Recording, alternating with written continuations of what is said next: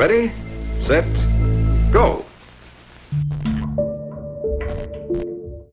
Oh boy, it's time for round 3, people. Oh boy. This is actually this will be the first album reaction video that I will have made where it's like this is the third album that I have made a video for the same artist, if that makes sense. No, I haven't gotten far enough with any other artist or band while I've been making these to the point where I have done a video on 3 of the same artist's albums. I'm getting close with Doty, I'm getting close with Sleep Token. They're both at 2, but Willow's the only one so far where I've managed to make 3 videos. And I could not be more thrilled. We are listening to the album that just came out at time of recording last week called Empathogen. Little bit of transparency here. I have heard a version of some of these songs. A few days ago, NPR released Willow's Tiny Desk concert. And I figured, since Tiny Desk versions of songs can be like fairly different from what the actual version is, I figured I'd give it a look. And I know that at least a few of those songs, certainly not all of them, because she did one song from Coping Mechanism, she did Split, and then I think 1 or 2 of the other songs might have been older. But at least I know that I have heard Symptom of Life and Big Feelings. The Tiny Desk versions, at least. Next time an artist does a Tiny Desk concert that I've done a video here for, I might make another video reacting to that for the fourth wall feed. I didn't think of it when I first started watching it. Sometimes I like to, enjoy things for myself on my own time. I know. Mind-blowing concept. But here we are. Empathogen, 12 tracks. Just over half an hour long, which is like pretty short for a full 12-track album. At least we got 4 tracks on this album that are under 2 minutes. A couple of them are under 1.5 minutes. She's not sticking around. She's not overstaying her welcome, which I don't know if it's possible for Willow to overstay her welcome. But we're gonna get right into it, and as far as a full album reaction goes, this will be one of the shorter ones. If you're new to the channel and you're looking at the length of this video and you're like, this is one of the shorter ones, yes it is. Look over at my Take Me Back to Eden reaction. We're gonna be in and out compared to that one. So we're gonna start right away with this album. I wasn't able to find much info on Genius talking about the album as a whole, but when I added this album to my my library, Willow had they had obviously put a bit of a description in the description of the album. So I'm gonna read that off of my phone. Willow said, I really feel like I just hit a specific intersection between what I've always wanted to say and my skill catching up with what I've always wanted to say. That's exactly how I feel about this whole album. Which I very much get that. Especially as a musician that has, spent some of my creative time with other things. I don't always take the time to like sit down and work on my craft on certain things, and drumming is one of those things, or just music in general. So there is, as someone that also listens to a lot of very technically difficult music, there's always going to be a handful of things that I want to be able to play, but I simply just I just haven't, you know, trained my instrument referring to myself, haven't trained that enough to actually be able to take what's in my head and play it. So I very much relate to that. But without further ado, let's get into the first track, which is called Home. This is another album where all the song titles are lowercase, just all lowercase. I feel like someone ought to do like some sort of study or like essay on the, you know, 2020s and late 2010s trend of artists going with the all lowercase song titles, because I wonder where that comes from. But we're starting with Home, featuring Mr. Jon Batiste. We're starting the album with a feature, which I feel like is pretty damn rare.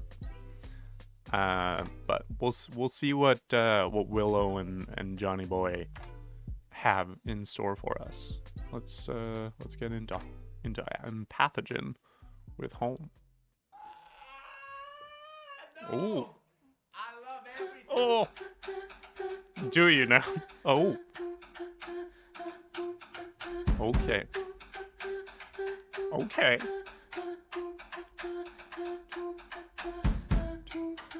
One, two, three. 1, 2, 3, 1. Nice.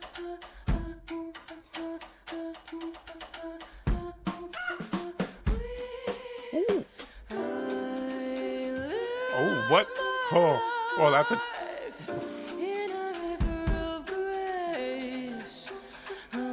Okay. Yeah.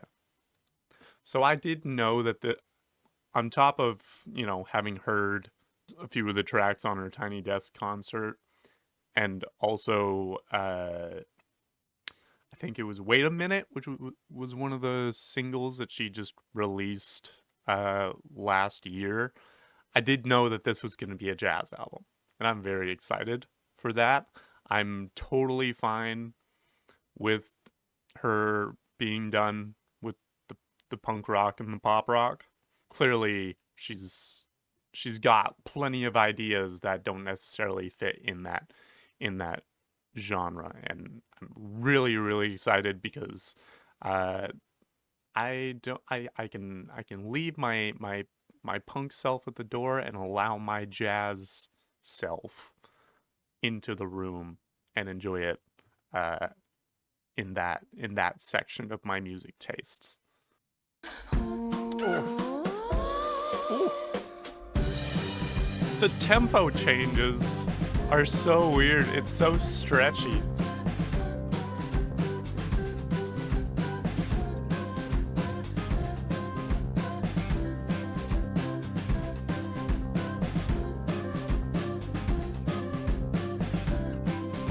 Oh, it's such a fun groove. And then we... Oh.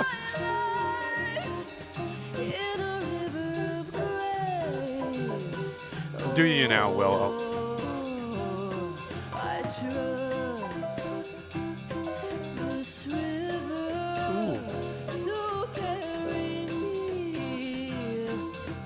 Ooh. Such a bop. Okay. Jon, calm down. Jon, your chops, they're too fierce. They'll kill you.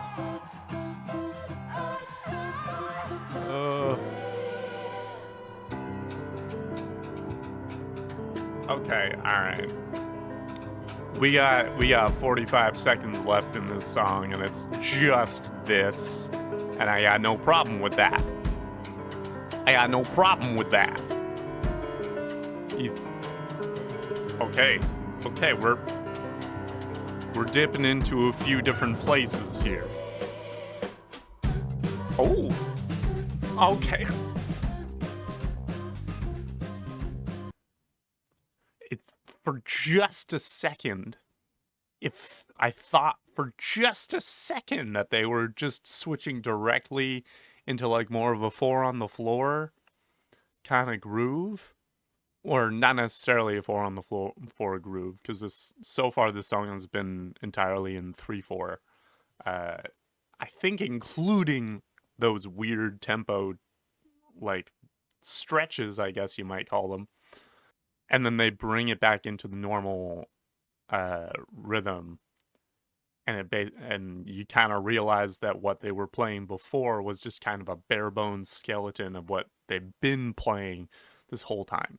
Massive props. I need to figure out who the frick is this drummer. Who the hell is this drummer? Oh, the drums are also Jon Batiste. Okay. All right.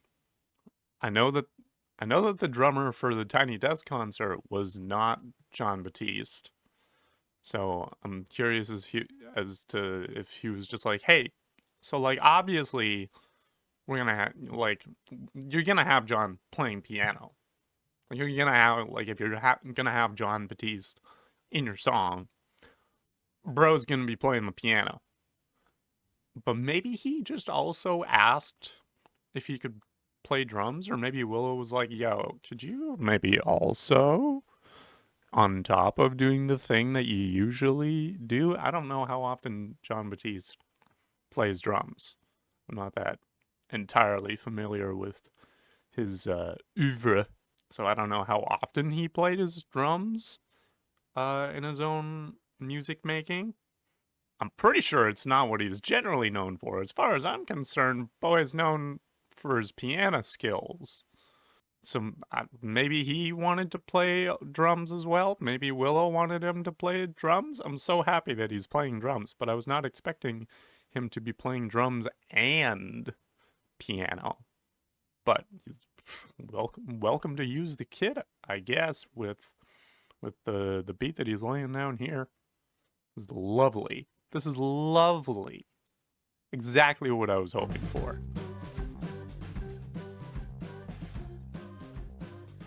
This is also... Oh, we're just fading out.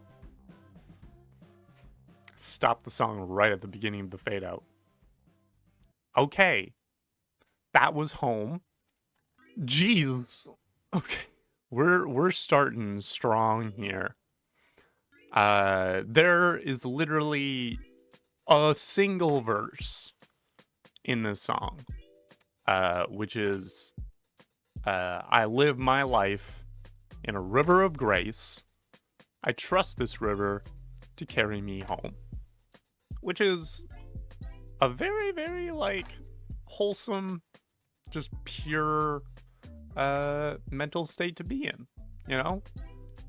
She's kind of establishing where she's centered at, what her driving force is, which is this river of grace, living gracefully and also perhaps graciously. And that kind of at the top of the album, she's establishing that as kind of her MO, is this river of grace, that she trusts this river to carry me home.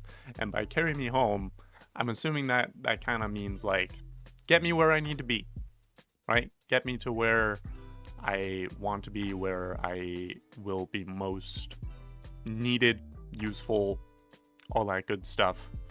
This is our establishing sort of tone for the album.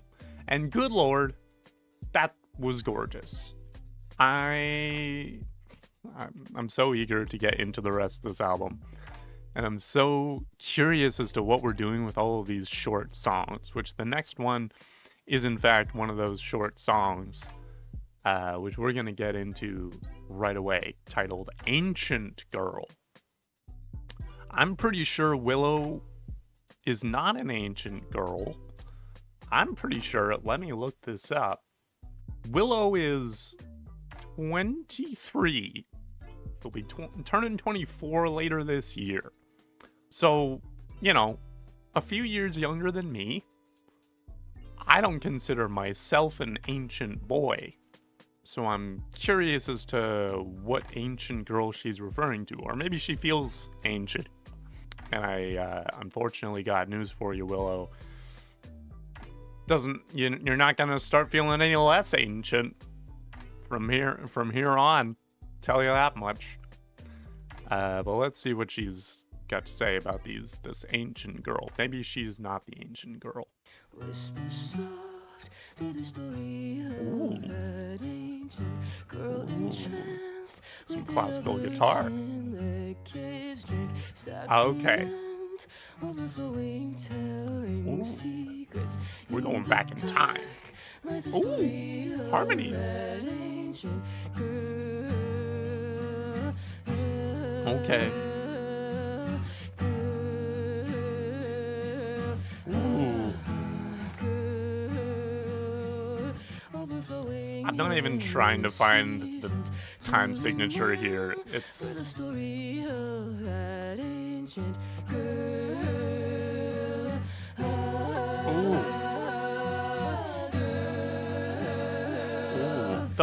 The harmonies that she's choosing here. It sure is a jazz album.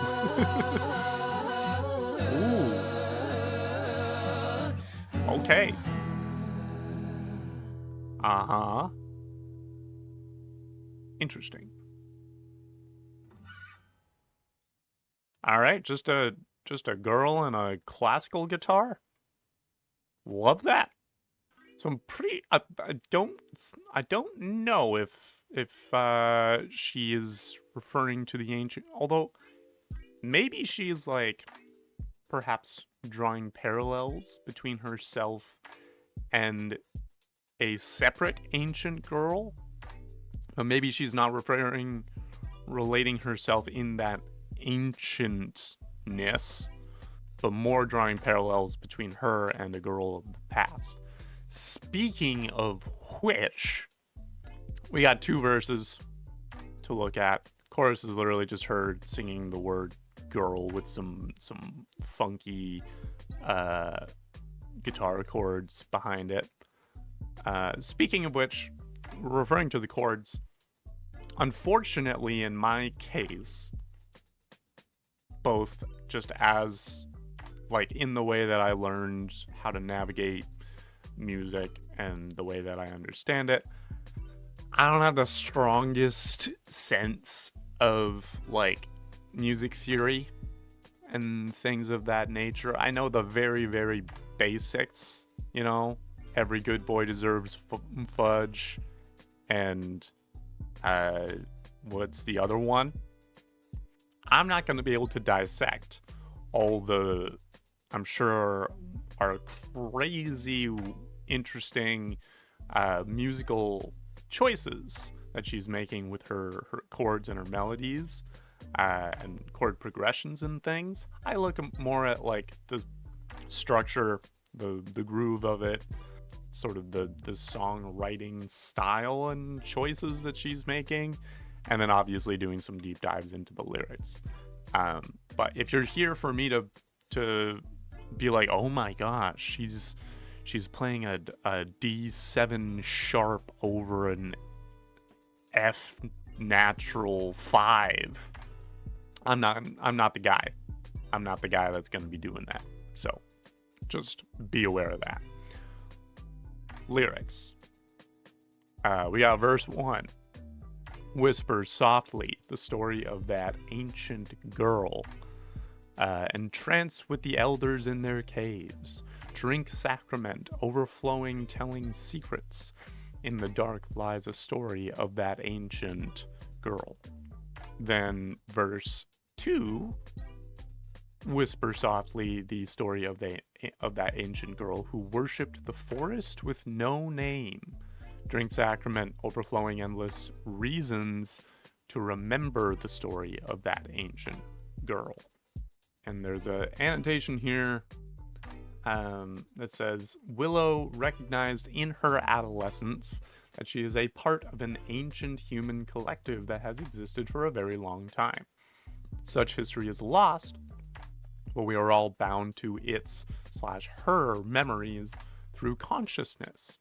She also recognizes that this ancient girl slash civilization used and respected nature more harmoniously than contemporary Western culture does in our time. So that is like, yeah, that sounds like a pretty good angle to look at it, of like not connecting herself via the concept of ancientness, but just connecting herself to this long lineage of humanity in the various states that it's been in since the dawn of history, relating herself to just any ancient girl and kind of acknowledging that she and this ancient girl are in more ways than you might realize common, right? They have more in common than you might expect.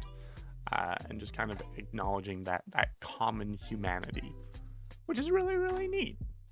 Just reading all these like weird and very, very verbose lyrics about the universality of human history and the human nature and how it's, you know, not bound by time and transcends time and humanity, and then just being like, yeah, that's neato.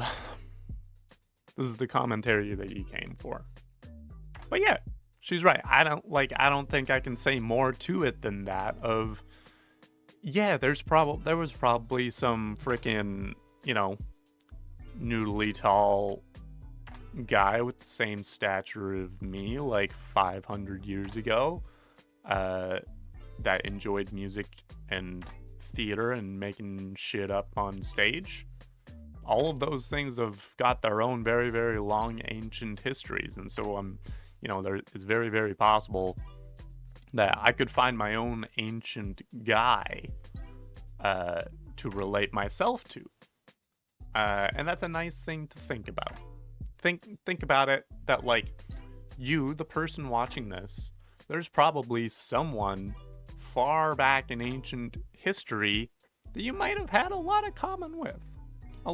common with. As soon as you distill out all of the things that we have in the modern age and sort of filter those things out just to who you are as a person and your, you know, sort of natural proclivities, there's probably someone that's existed before that you got at least a few things in common with. I think that's a comforting idea. We're gonna keep moving to track 3, Symptom of Life. Like I said, this is one of the ones that I have heard the Tiny Desk version of, but I'm curious as to what the full produced version sounds like. So let's find out. Ooh, right, I remember this piano part. Yeah, that was cool. Such weird chords. Ooh, okay. Looking at you now, I'm wondering who am I? If I could try to take you back, I couldn't define. 1, 2, 3, 4, 5, 6, 7, 1, 2, 3. Okay, it is in 7. All is decided, there's nothing here left to find. The stories all in my mind. Ooh, all right. Oh. Snake shedding skin, creating life to begin. Oh boy. Vanished again, transcending virtue and sin. Before we get into the chorus, because I know we're just about to jump into it, Willow is another one of those artists that just like packs such 1-2 punches when it comes to their lyrics and their vocals. Just reading along the lyrics while I'm listening to these melodies that she's like stringing together, it's such a, like, it's overwhelming. It really is. You almost have to listen through it twice to really get the full, at least twice I would say, to get the full experience of the song, because on one listen, I'm paying more attention to the lyrics. On another listen, I can just sit and enjoy like her vocals. And then also you gotta listen in on what the drums and the piano are doing and the bassist. There's a lot to kind of listen to and a lot to pay attention to, and I love music that kind of gives you different things to pay attention to that are equally engaging. A lot to sink my teeth into, especially as someone reacting to it for a video. Let's hear this chorus. Ooh, that bit. Ooh. Oh. Ooh. That bass line. Oh. Oh. I love those hits too.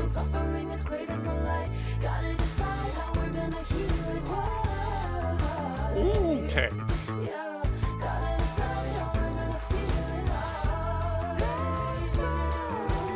Nice.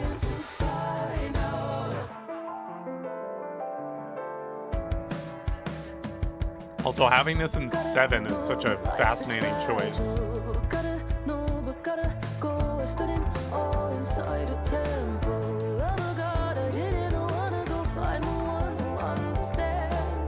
One thing that I have been thinking about, especially since one of the notable things about my coping mechanism reaction is that I was listening to that album not knowing, the family that Willow is a part of, and how a lot of people were very actually glad that I didn't know that Willow was a Smith. And over the course of listening to her stuff more and more, and with that, knowledge in my head, I can't unknow it. Obviously, that does come, whether she likes it or not, or whether she wants to acknowledge it or not, that does come with a good amount of privilege to, I'm sure there may have been a lot of opportunities offered to her that she may or may not, that she might not have gotten if she weren't, related to Jaden and Will, or not Jaden. Well, yeah, Jaden, Will, and Jada. But also, like, as much as you can kind of give her the label of, or maybe give her the label of, like, Nepo baby, she, like, you can't deny her talent. Like, there are so many much less, I don't want to say much less talented, but even without her connections to her family, like, she's such a notable talent, and like seems to be like a prodigy of sorts, to be able to like excel so much in these different musical genres that she's sort of dipped her feet into. I don't know exactly what my point was, but it's just so, you don't get a lot of like popular musicians that are just dipping into like jazz albums where they're playing like in 7. Who does that? She does. And that's not something that like you're doing because it's what like the popular audience wants. You're not doing that for the lowest common denominator. It's a hard meter to follow if you don't really know how to kind of piece that together like I do. And I only know how to do that because I listen to a lot of like sort of progressive rock and things, and I've learned how to like kind of identify the time signature of a song and make it a little bit easier to follow. So these are just entirely independent creative choices that she's making. And that's unique to her as an artist, no matter who is related to her. She should be very, very proud of this. And she has really, really done an amazing job of making a name for herself as her own artist. Smith or not, Willow is, I'm glad that she's gotten the acclaim that that she has gotten at this time in her career. She very much deserves it. Words are emotion.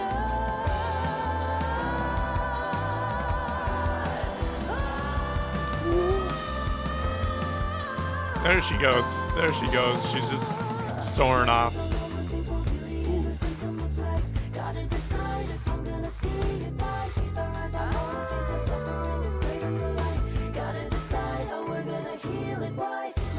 Oh.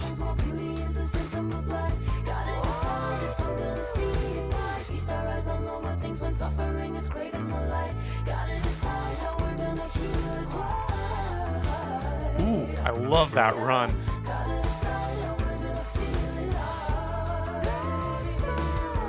Nice. Oh. Yeah, that's definitely one of the sort of centerpieces of that album. Great job on all fronts. All fronts. I wanted to check who's the freaking drummer on this gosh dang track. Who's the drummer on this one? Asher Bank. Nicely done there, Asher. And also a fantastic job to Brad Oberhofer on piano. Really strong work all around. Also that bass, who the frick is the bass player? Chris Griatti? Nice job, Chris. Bang up job. And also, I guess, Ebo guitar. Is that supposed to be elbow guitar? I don't know what an Ebo guitar is. Also Chris Griatti. So, nice job, Chris. Let's see here. What does Willow have to say about this song? She says, the song has a very beautiful, whimsical nature, but holds a lot of mystery. There's this beautiful light coming in through the piano, but also the syncopated rhythm of the bass, bringing in that mysterious element. A juxtaposition of light and dark. Yeah, and that very much comes through that. Yeah, whimsical, but holds a lot of mystery. You're absolutely right. It's a perfect tone for kind of what she's working through here, and she's working through a lot of things in this song. She's covering a lot of ground. There's a lot of lyrics in this song, so we're gonna go through verse 2 is pretty neat. I'm gonna go to the bridge, and obviously we'll look at the chorus. Verse 2 I find is usually where a song kind of gets to the meat of the meaning of the song. Verse 1, usually you're maybe doing a little bit of misdirection. You're putting some pieces together, but you don't see the full picture quite yet. Verse 2, I find, is often when you get into what we're actually talking about. I'll go into a couple of the refrains here. So verse 2, pushing and peeling the layers that cover my mind. Looking into the shadow, now I notice the light. Magic is real. When you see it inside, you decide. Okay, pushing and peeling the layers that cover my mind. We're trying to like dissect how we operate, how we function, what we're all about, what are the things that make us us, right? Just trying to do a little bit of self-reflection kind of things. Looking into the shadow, now I notice the light. Noticing that even the parts that you're maybe not so proud of, maybe the parts that are born out of like suffering and hardship and trauma, are also the things that have created what you like about yourself. Maybe you like that you've maybe been able to learn some things through these hardships and become a smarter, more sort of savvy person. You don't necessarily always have to do with that with your trauma. Sometimes a bad time is just a bad time. But if you're able to kind of look back and be like, no, I like the person that I am now, and I would not be the person that I am without these experiences, that's a cool step to be able to take. Magic is real. When you see it inside, you decide. This annotation is positing that intention and clarity is magic. Which I suppose, I guess that fits with when you see it inside, you decide. So intention and clarity. So when you see it, which is the clarity, and you decide, which is the intention, right? And that's what makes the magic, is you see a thing that you see as a piece of you, and you make a decision based on that piece of you, is perhaps the magic that she is referring to. Then the refrain here, it's like a snake shedding skin, creating life to begin, and all you know has vanished again, transcending virtue and sin. Talking about, growth, metamorphosis, if you like. How, from time to time, from sort of one chapter of our lives to the next, we are, a number of different people, depending on which part of your life you look at, and that transcends virtue and sin. It's not necessarily a good thing, it's not necessarily a bad thing that you've changed that way. It just is, and it's sort of the nature of things. And then chorus, feast my eyes on lower things while beauty is a symptom of life. Gotta decide if I'm gonna see it. Why? Feast our eyes on lower things when suffering is craving the light. Gotta decide how we're gonna heal it. Why? So maybe this is more about deciding what things you are focusing on while you are working on yourself. Feast your eyes on lower things, on the simple things, the day-to-day tasks and the day-to-day things that make you feel good and make you feel like yourself. And then seeing beauty as a symptom of life. You don't have to, be focused on, okay, I need to make my life beautiful. I need to do whatever makes my life beautiful. I think that's a little bit too much pressure just in your day-to-day. Just focus on the lower things, and if you are living, you will find things beautiful. You gotta decide if you're gonna see it. Right? It's not necessarily a thing that you do, it's a thing that you observe. Beauty. Feast our eyes on lower things when suffering is craving the light. Gotta decide how we're gonna heal it. Why? And this, again, kind of focusing on almost disciplining yourself towards seeking out the brighter parts of life, and accounting for the fact that if you are going through a hard time, you need to account for that and still crave the light and decide how you're gonna heal. Which, deciding how you're gonna heal is a big process in itself, but the sort of steps of the first two lines of the chorus are kind of leading you through that process, as far as I can tell. The bridge, gotta know that life is fragile. Gotta know, but gotta go. I started awe inside a temple of a god. I didn't want to go. Find the one who understands why we wait for pain to change us, to let me know that life is fragile. There's a cool dichotomy that she's doing here. Starts with saying, gotta know that life is fragile, right? You need to know that, we're not long for this world necessarily. Time flies. Nothing is forever. All that good stuff. Enjoy things while you're here. That's the kind of gotta know but gotta go, right? You can't just get stuck in, nothing lasts, so it doesn't matter. It's like, nothing lasts, so do things. Go do things. Stood inside a temple of a god I didn't want to go. I'm trying to figure out how this is meant to be sort of read here. It's not meant to be read, it's meant to be heard in tandem with the rest of the music.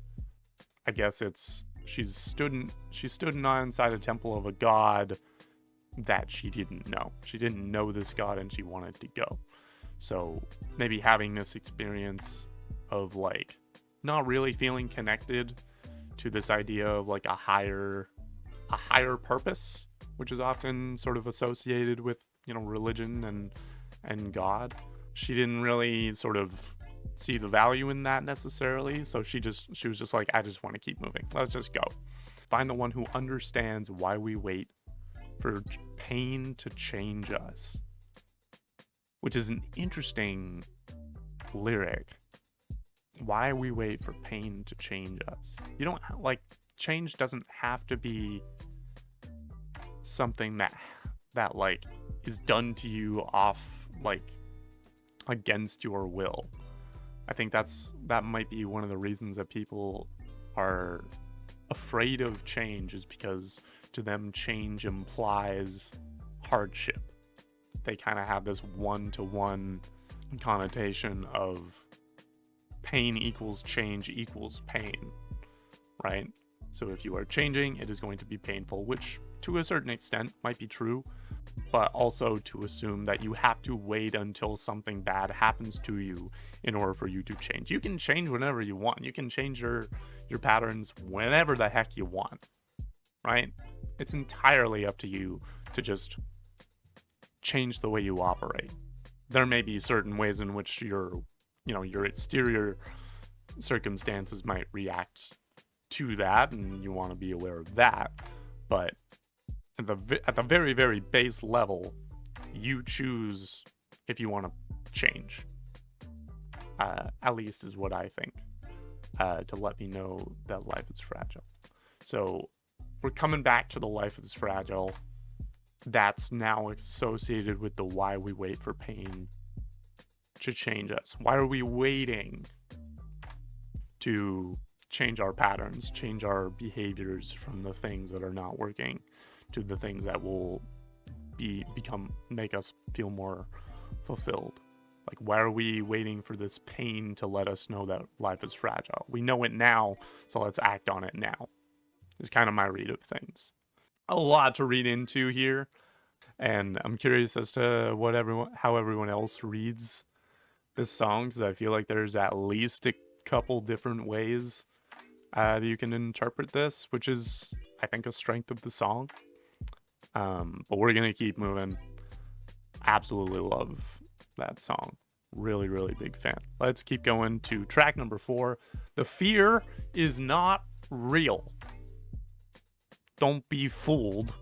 The fear doesn't exist. It's not there. Fear isn't real. It's just, well, I guess it's the only element of the fear that is real is the chemicals that are going through your brain that make you afraid. The chemicals are real, but the concept of fear in itself is an abstract concept. Let's see what else. Let's see what Willow has to say, but those are my immediate thoughts. All right. Ooh. Okay. Kind of marching forward. Okay.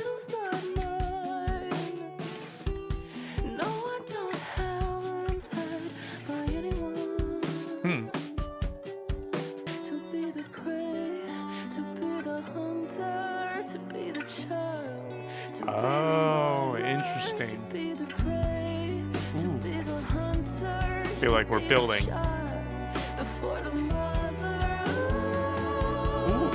Hello.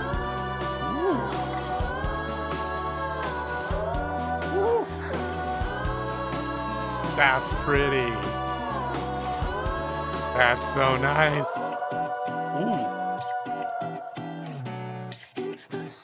Okay.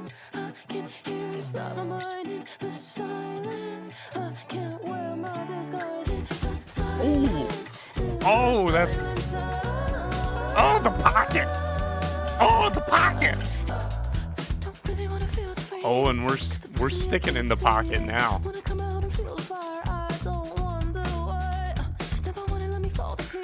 Ooh.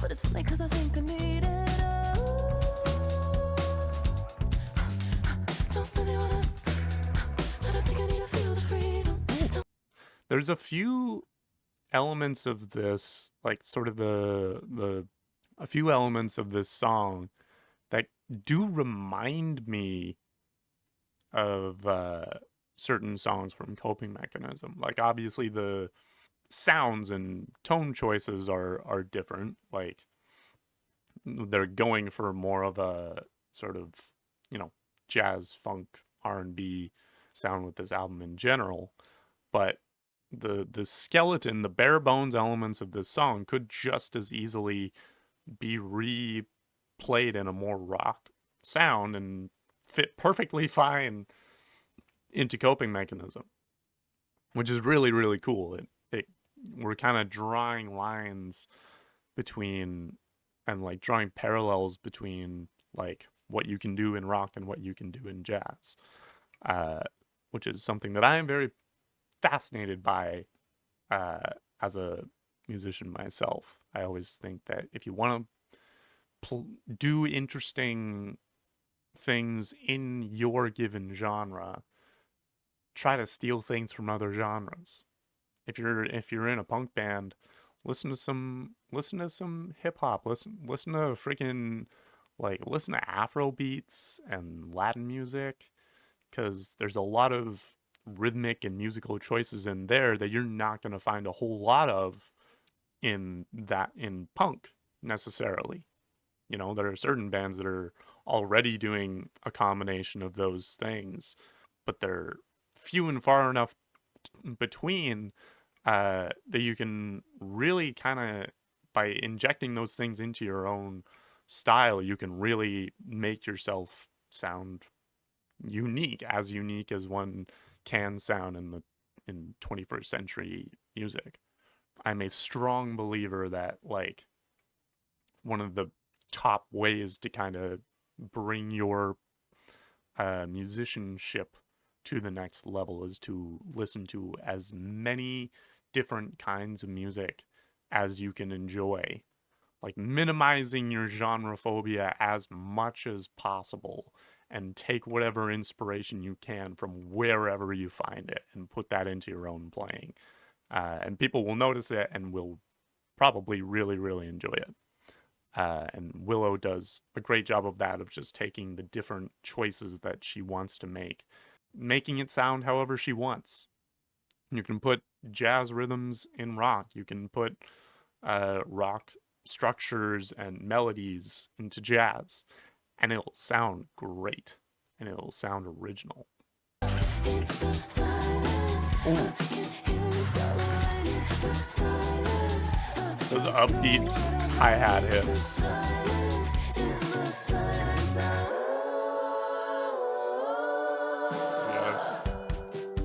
Okay, all right, we're going halftime, breaking it down.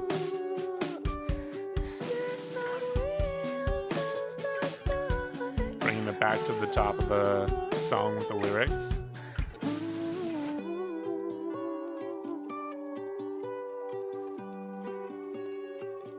That's a really pretty guitar line. Oh, is it not? Tell me more about it, Willow. Nice. Beautiful. Oh my gosh, that was such a bop. I really enjoyed that.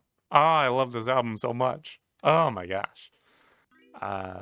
This one's a little bit more focused than perhaps Symptom of Life was. But still, we're talking about some pretty abstract shit here. We'll go into... Well, let's just get moving in here. So verse 1, the fear isn't real, the battle's not mine. No, I don't have or am had by anyone. And she repeats that into the refrain, which kind of gives that first verse meaning. The first verse on its own doesn't really make a lot of sense, because you don't know what the fear is in relation to, you don't know what the battle is, and what the frick does it mean to not have or be had by anyone.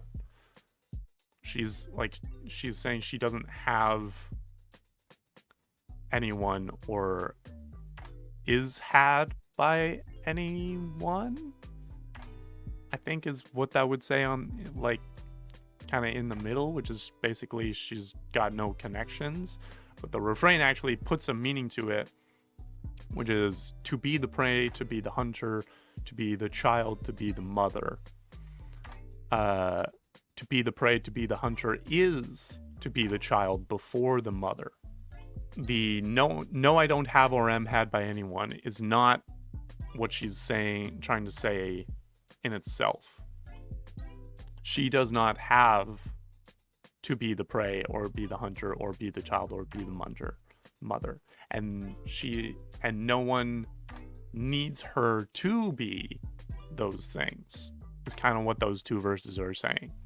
Then she makes the sort of third therefore point, if you will, which is to be the prey, to be the hunter, is to be the child before the mother.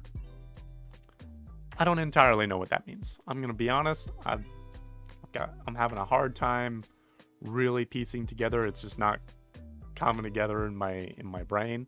Sometimes you just read a verse and you have a hard time relating to it, and thus you have a hard time piecing together the meaning of it. To be the prey, to be the hunter, is to be the child before the mother. So I don't know if she's saying that as a good thing or a bad thing. I don't know if she wants to be the prey or to be the child, or if she thinks she should be the hunter or the mother, or if she, like, I don't know. She's saying that to be the prey is to prioritize child over mother, and I don't know what kind of statement she's making on that. I don't know if that's supposed to be a good thing or a bad thing yet. The chorus is, in the silence I can hear inside my mind, in the silence I can't wear my disguise. She also says later on in the chorus, in the silence I don't know what I'll find. So maybe there's a little bit of this sort of discomfort of just sitting with her self and sitting with her own thoughts and not being able to hide behind a mask or any, like, you know, different version of her, because it's just her and her mind. I get that. It's a little bit of a car radio kind of theme, if you know what I'm referring to. Verse 2, don't really want to feel the freedom, because the parts of me I can't see, they want to come out and fuel the fire. I don't wonder why, never want to let me fall to pieces. But it's funny because I think I need it. Don't really want to, but I think I need to feel the freedom. Don't really want to, but I think I need to follow the pieces. Okay, yeah. So now she's kind of thinking of, like, I don't really want to let all this out because there are these parts of her that she doesn't really understand certain parts of her, and she doesn't want those things to do any damage. Doesn't want to sort of fall apart as a result of letting all those things out. But she also thinks, I think I could use a nice little fall apart. I think I could maybe use a little bit of a breakdown, which I understand. Sometimes you just gotta, like, let things out, just be a bit of a mess for a bit, and then come out of that maybe with a better understanding of yourself and what you need. And sometimes you, like, repress things and push things down that you want to express so much that when you do finally express those things, it can be a bit overwhelming, and you have to take a little bit of time to kind of let the dust settle, gather all your shit back into a nice pile, take a look at it, and be like, okay, this is everything that came out when I let it all out. What is it? And what can I learn from this, from letting all this out? We're kind of piecing together that whole conversation of, like, her confronting her own psyche and certain parts of her inner self, and also this conversation of the roles that she does and doesn't want to be, right?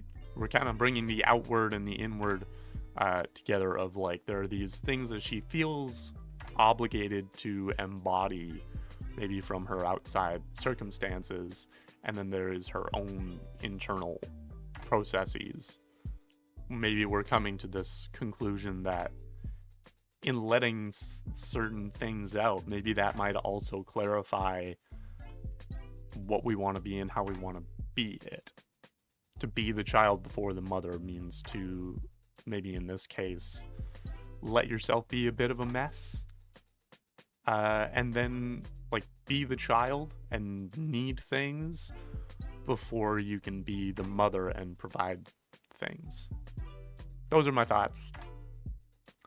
We're going to keep moving to track number 5, False Self. We're doing a lot of self stuff today, which I really enjoy. I love talking about this stuff. Almost therapeutic, but I also just the whole conversation of like understanding of yourself is something that I've always been very interested in and interested by. So let's learn about this false self that Willow's got some things to say about. Oh. Oh. Oh. Okay. Okay. Okay. Ooh. Oh. I've decided that I don't want to justify it. Move in silence like an island. Ooh, boy. Nobody wants to reside in. Right. Just keep it quiet, cause I don't want to feel defiled. Bruised ego like I'm a child. In your shoes won't last a mile. Or a few steps, a perfect test. I love those Just a few hits. steps, I'll fall out the nest. I'm not gonna fight it, not gonna deny it. All right. Oh, I love that they're keeping that tempo up with the kick and the percussion. I guess you're just hitting. That's just rim shots there. Oh. Wanna crash, feel so attacked on a mad dash in my own brain. I'm so attached, I'm so detached. Yeah, I don't know, it's all the same. Am I insane? I had a lot of different ideas about how this could go. This is another song that I think, if played with a slightly different band, could fit perfectly onto Coping Mechanism. But to have it be that like halftime breakdown where you're just like condensing it down to shots and like having that like snap away with the chords, that is at least one of the most correct choices. Not to say that there are correct and incorrect choices in music, especially in jazz, but that was a strong choice, is what I'll say. Feel the answer change each day. Okay, all right, bringing it back. There we go. I don't wanna change, but I need a change. Feel you. The answer change, I don't wanna change, but I need a change. How do I need to change? Ask myself the same every day. All right, we're bringing it back in. Okay. Ooh. Oh. I try to fight it. The truth came back to bite me.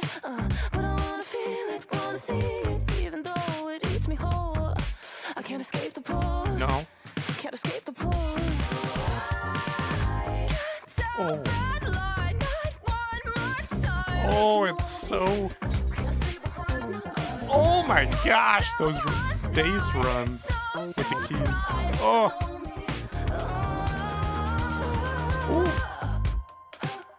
Oh.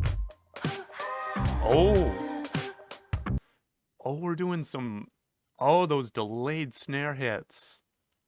This is what I kind of meant when I said that there are no wrong choices in music, because some random person could come along and hear this song and be like, "Yo, why is the drummer not hitting like on time?"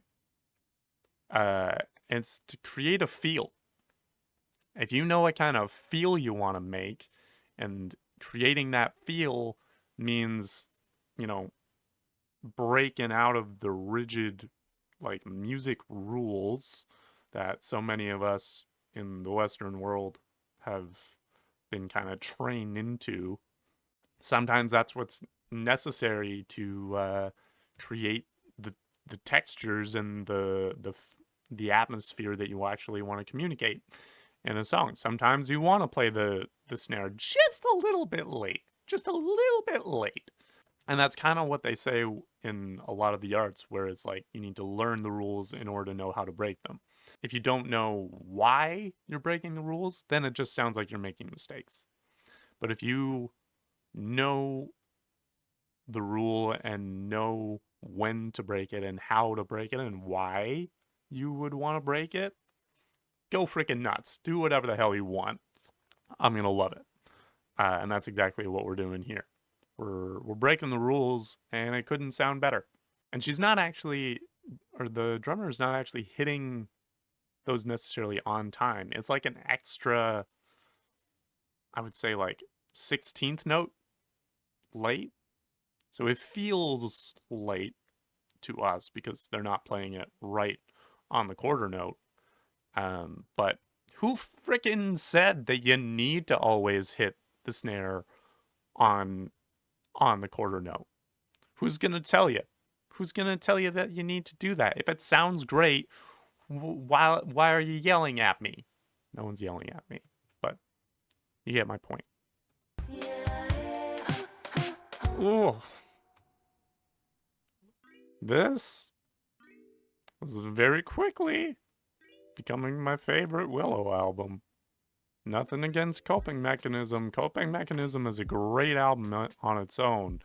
But like the musicianship in this album is so impressive and like so refined.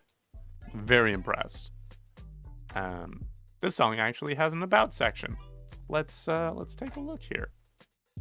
False Self is an ode to the inner conflict and thoughts Willow has within herself through meditation. She said to Vogue, she said, I think after Coping Mechanism, I got to a place where I was like, you know what? I have some issues that need to be addressed. A lot of the songs were written from the inspiration of these dives into myself. That very much comes through. Like, this is a very self-reflective album and very, very deeply entrenched in that. And it's really cool to see. She's made some good work out of it. So apparently Chris Griatti also helped produce Coping Mechanism. And then current drummer Taylor Gordon, aka the Pocket Queen, who was on the Tiny Desk concert. And good lord, Pocket Queen is the correct nickname for her. Percussion here is Chris Griatti. So maybe she ended up teaming up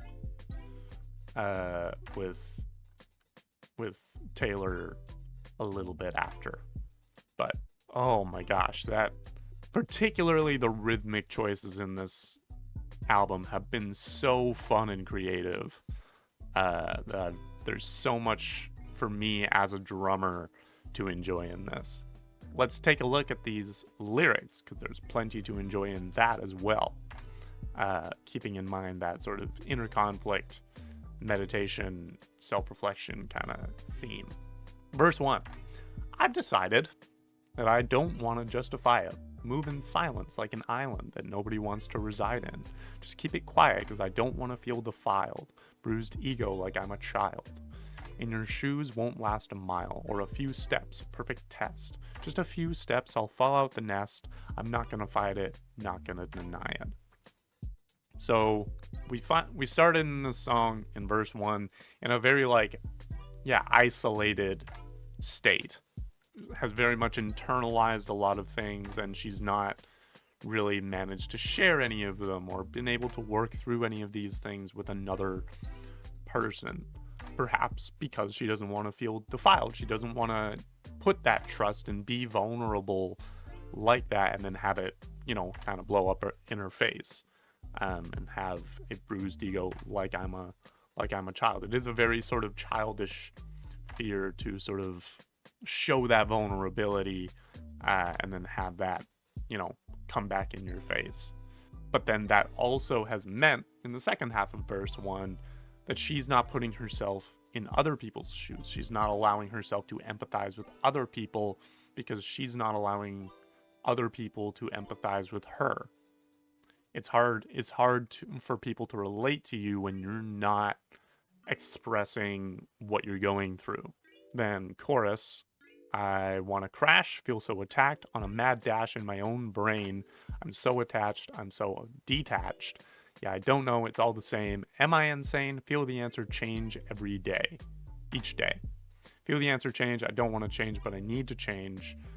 Repeats that, then how do I need to change? Ask myself the same every day. And so that chorus is kind of where she's starting to get into that process of like exploring herself and like kind of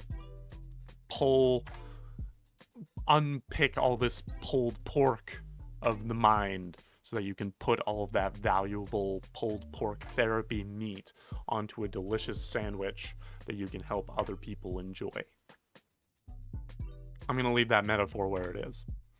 Yeah, she's attached and detached. So she's like keeping her true self away from people, but also is also like not working through that insecurity that is forcing herself to attach herself to other people to find her worth in other people. And how do I need to change? Ask myself the same every day. And that answer probably does change every day. That's just that's the work, you know, the capital W work. Am I insane? Feel the answer change each day. Which, if you feel the answer change each day, you're probably not insane. Even if you are, that's fine.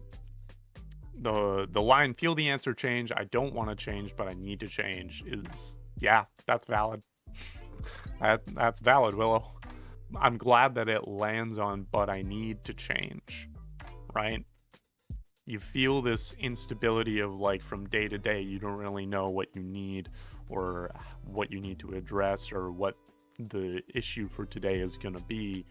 And that can be very intimidating, which then causes you to just be like, I just don't want to change. I don't want to have to do that work because it's such a moving target. But then you land on, but I do need to change. Something needs to change because whatever I'm doing right now isn't working. Which then leads you back into that question of how do I need to change? And you got to ask yourself that every day. It's hard work. Like it's difficult work, but it is worth it. I'll go through verse 2 here, but I won't spend too much time on it. I tried to fight it. The truth came back to bite me, but I want to feel it, want to see it, even though it eats me whole. Can't escape the pull. Can't escape the pull. I can't tell that lie not one more time. Think you know me, but you can't see behind my eyes. My false self must die. It's no surprise. I want to know me, but I can't hear my thoughts. Yeah, so sort of recapping what we've already been talking about. Trying to put off the change, but putting that off has its own consequences.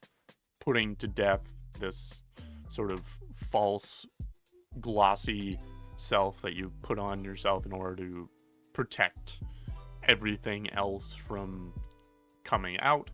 Putting that away, digging into the hard shit, and getting to know yourself. For better and for worse. Really strong work. Let's keep going. Track number 6, Pain for Fun and Profit. In this case, featuring Ms. Saint Vincent, who I am a big fan of.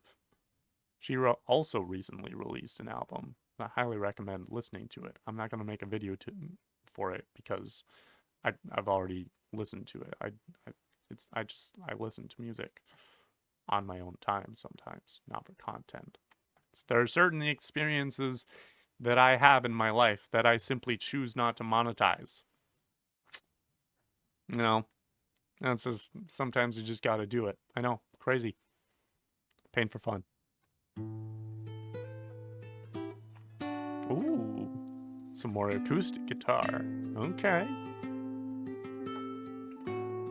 Maybe not entirely acoustic. There's always an there's St. Vincent. Nice. There's always a need. When I see you smile, there's always that familiar. I'm curious as to how these two sound together. So somehow I'm not the only one. Ooh. Oh, Okay. there's always and always and Nice. always and always a need. There's always and always and always and always a need. Interesting. When you start to cry, I get the familiar feeling. Somehow I'm not the only one. Nice harmonies there. Okay. I'm so close to tears. Okay. I'm biting, holding back. Cool. I'm so happy I could break down and cry. Oh. It's a nice hit to note on that word. Break down and cry. Yeah. So alone and so at home. Oh. This feels, and I feel like this often happens when you bring another artist onto your song, is sometimes that song sounds a bit more like a song that the featured artist would make than it does yours. I'm not saying that this doesn't sound like a Willow song, or particularly a Willow song that would belong on this album. This very much fits with the rest of the album that we've heard so far. But this very much also sounds like just a St. Vincent song, which is not a bad thing. She makes some good music.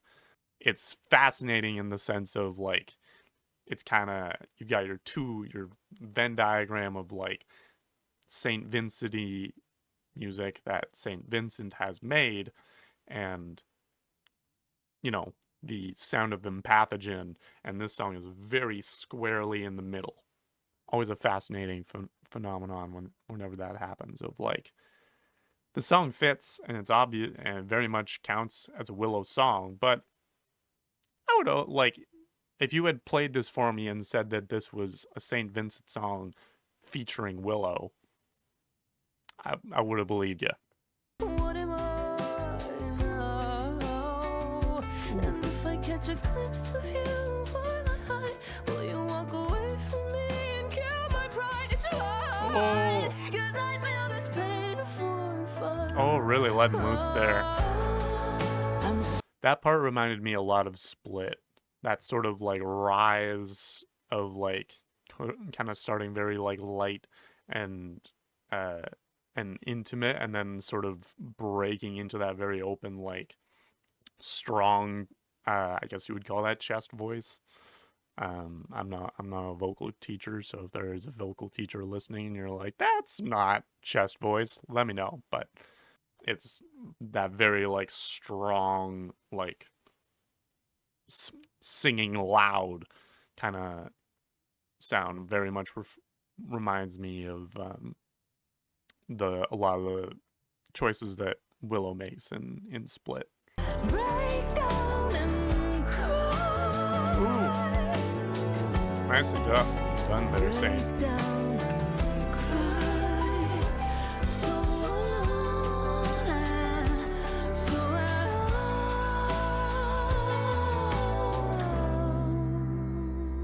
So alone and so at home. Ooh. Cool choice to let St. Vincent close that one out. I was not sure as to how their voices were going to combine, because, like, St. Vincent's voice is a little bit more, like, straightforward and a little bit drier, a little bit raspier, at least a little bit raspier than Willow's. And Willow's singing style and voice is much more, like, a little bit more flexible, and, like, does a lot of sort of melodic morphing through her parts. But they sounded good together. I don't know if it was necessarily a mind-blowing combination, but it worked. It worked. Take a look at some of these lyrics. Looks like we're getting back into the work, but now we're starting to focus on maybe our relationship with our outer circumstances and our, exterior relationships here. Verse 1 is there's always and always and always and always a need. Then they repeat that, and then it's when I see you smile, there's always that familiar feeling. Somehow I'm not the only one. And then they repeat there's always and always and always and always and always a need. And then it's when you start to cry, I get that familiar feeling. Somehow I'm not the only one. And so we're starting to, it seems like we've finally kind of opened up and we've created that vulnerability with another person, and we're able to identify our own emotions in them and kind of realizing that other people are also dealing with their own shit and have their own internal processes that create their own difficult emotions, right? When I see you, and it's both in joy and also in hardship, where it's when I see you smile, there's always that familiar feeling. Somehow I'm not the only one, right? And then also when you start to cry, I get that familiar feeling. Somehow I'm not the only one. So we're kind of we're allowing some empathy into it now that we've opened up. So then in the chorus, Willow goes, I'm so close to tears, I'm biting, holding back. I'm so happy I could break down and cry, so alone and so at home. So we're kind of bringing it back to the state that we've been in up until now, of just like on the brink of breaking down, biting, holding back. But also on the positive side, so happy I could break down and cry. But the thing of could implies that she doesn't yet, right? She's not always allowing herself to outwardly express these things, bringing us to so alone and so at home. And that so at home is really the driving point of like, this is where we have been, this is what is familiar, is this experience of like packaging and bottling up all of these emotions, and we keep doing it because it's what we're used to. And then the second, I guess, verse, we do the always and always a need, and then when we lock our eyes, I hit my head on the ceiling, I'm not the only one. So now we're finding some discomfort in making that connection of like when you lock your eyes with another person, which, speaking as someone that is a certain type of neurodivergent, sometimes making eye contact, not the most comfortable thing. I'm pretty good at it with these videos because I am just looking at a camera. But I also think that it's weird to just hold eye contact for this long, right?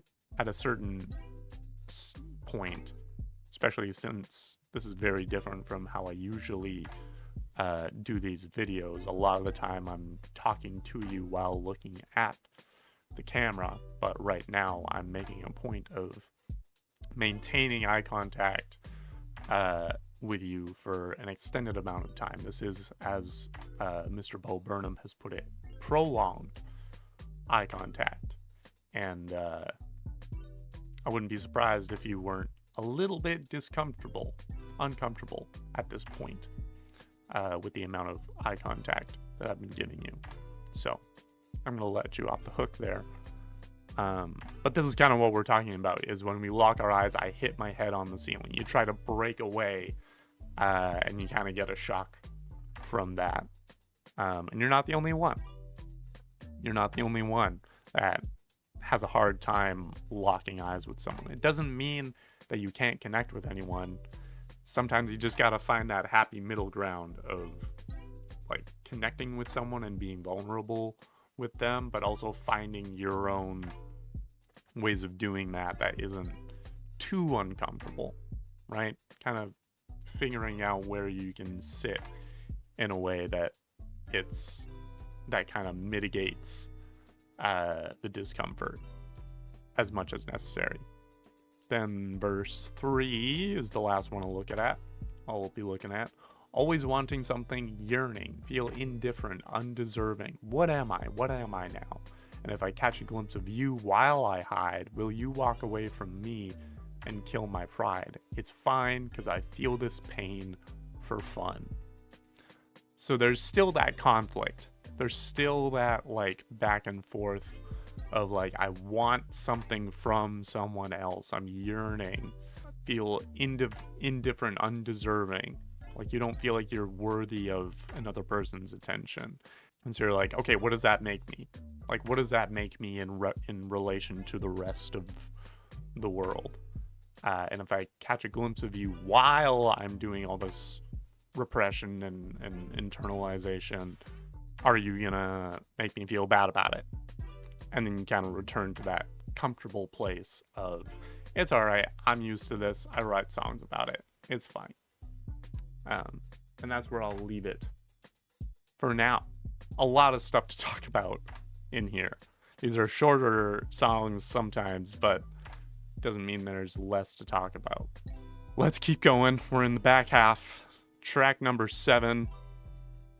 No words, 1 and 2. Which I'm assuming that actually means that the song doesn't have words. Correct. The song is an instrumental according to Genius. And it's a minute and a half. So let's see what we've gotten. No words, 1 and 2. Oh, jeez. 3, 4, 5. Whoa. Oh boy. Oh boy. 6, 7, 8, 9, 1. Wait. What the? What? What? What the? What? Okay. Alright, guitar. What? What the? 3, 4, 1, 2. Okay, this is in 4. Okay, hi, piano. Alright, sure. Yep. This is what we've got now. That's nice. That's pretty. Okay.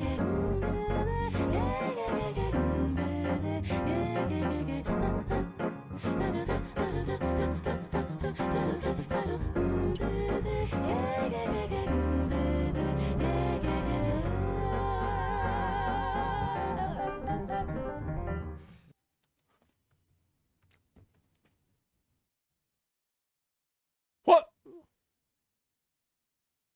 You fucking what, mate? What? Man, what the hell am I supposed to do with that? What the frick am I supposed to do with that? Well, I'm not reading the lyrics because there aren't any other than the scatting, which doesn't count as lyrics. As just using your voice as an instrument, which she's very good at. So great. That was lovely and a lot of fun and all over the frickin' place. And yeah, that's. Do you like jazz? Because that's it. That's what that is. It's great. I really liked it. Don't be fooled by my current tone of voice. That was super impressive and enjoyable. Let's keep moving to track number 8, which is also less than a minute and a half long, which is called Down. Down for what? And this one's actually got lyrics, so let's see what we're freaking doing here. When the frick is down? Okay. Oh, we're slowing down.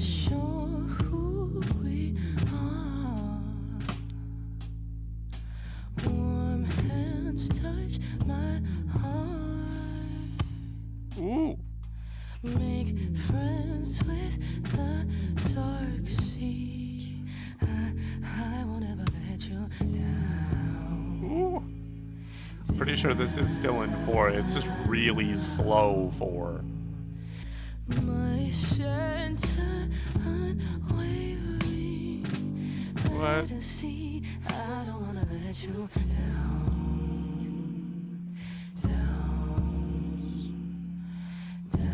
Maybe it's in 3? 3, 4. We may never know. Whoop.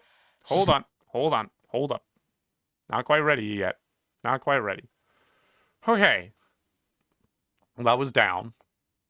That was a nice little change of pace from no words 1 and 2. I could actually sit and process what the frick was happening.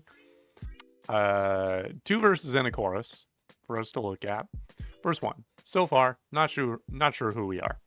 Fair. Warm hands touch my heart. Make friends with the dark. See. Then the chorus. I don't want to let you down. Verse 2. No more illusions control my center unwavering. Let us see. So it seems like we're making a bit of a breakthrough here between verse 1 and verse 2. So far, not sure who we are. That's fine. Don't worry about it.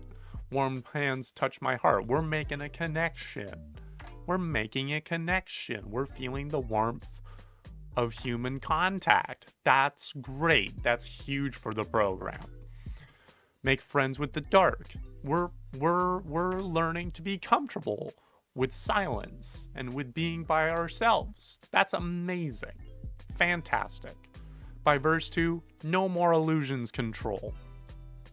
We're like whatever like internal worries that we have, whatever like fears that may or may not be like based in reality, and whatever fears are not based in reality, whatever those are still there, they're not controlling what we do anymore. We have found our center and it will not waver.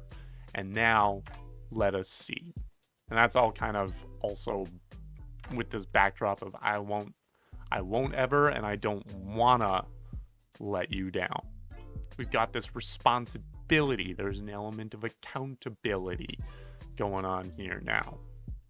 And we're letting that fuel our coming to terms with ourselves. It's great. Very, very clearly, this is just a thing of like, we're slowing down. We've done the work. We're taking a nice deep breath. We're maybe waiting and trying to figure out what meter this song was in. It was so slow that if it was in 4/4, I was getting confused by how slow it was. It might have been in 3, but I couldn't tell because it was so goddamn slow. Not a bad thing. Like, that was a nice breakdown. But Lord knows what that meter was. Let's just keep going. Track number 9. Run. We're back into over 3 minutes. This is one of the, I suppose you might call, main tracks. Where are we running to, boys? Oh, okay. All right. Oh, okay. All right. These are some coping mechanism vocals. Nice. Yeah. Oh, is it? Ooh. Okay. Okay. That bass line is going.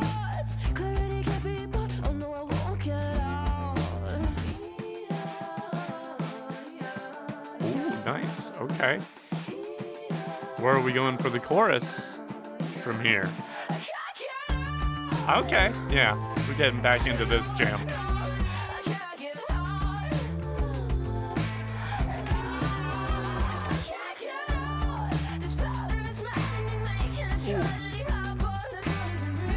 Ooh.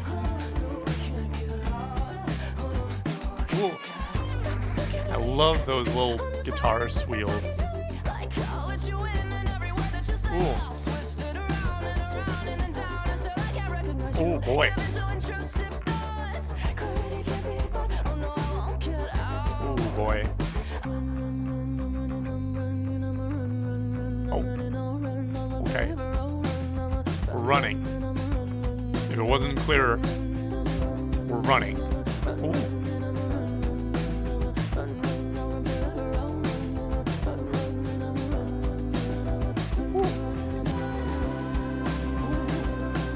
What a atmosphere.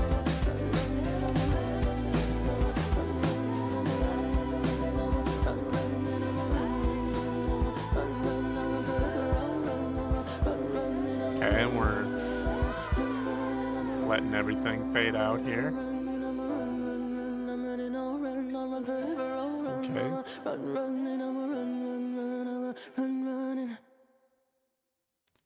Cool. All right. That was a bit more of a just sort of steady jam. You get yourself a strong drum and rhythm. You get yourself that silly little bass riff there. Oh, this was on the Tiny Desk concert. Nice. Yes, it did sound relatively familiar. I remember that run bit. So wonderful. So this has some interesting implications sort of in the narrative arc of this album. Keep finding these freaking narrative arcs in these albums that I've been listening to. Keep finding all these like linear narratives. It's almost like that's an easy way to structure an album.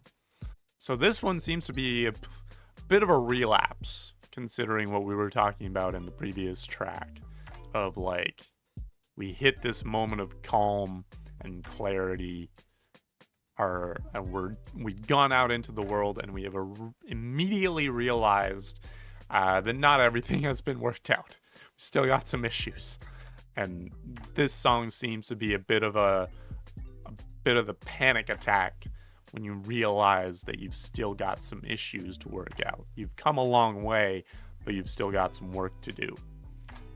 So we start with the chorus, which is, I can't get out. We're screaming that as best Willow can. No, I can't get out. Can't get out. This pattern is maddening. Make a tragedy happen that's not even real. Oh no, I can't get out. I'm going to look at verse 2 here.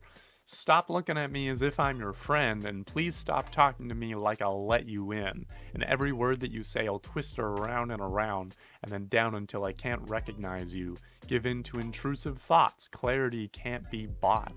Oh no, I won't get out. I won't get. And then outro is, I'm a run, and then I'll run forever, and I'll keep running.